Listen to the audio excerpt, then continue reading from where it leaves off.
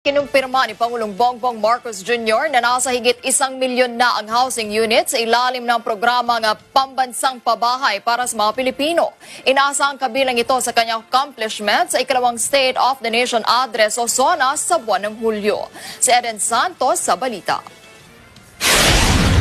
Bago pa man sumapit ang 1 taon sa pwesto ni Pangulong Ferdinand Marcos Jr., naabot na ang target na 1 milyong housing units ng kanyang administrasyon.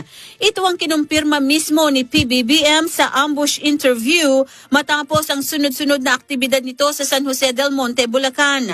Ayon kay PBBM, sa loob pa lang ng 10 buwan niya sa pwesto ay nasimulan na ang 1.2 milyong housing units sa ilalim ng Pambansang Pabahay para sa Pilipino Program o 4PH na pinangangasiwaan ng Department of Human Settlement and Urban Development o DHSUD.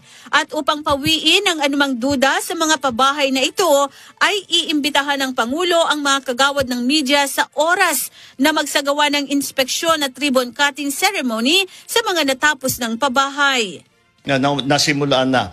Kaya sinasabi, tinutokso ko kasi Secretary Jerry, sabi ko sa kanya, sa susunod naman, dalhin mo kami doon sa mga may naitayo na. Kasi baka sasabihin na panay ribbon cutting natin tapos wala nang nangyari. So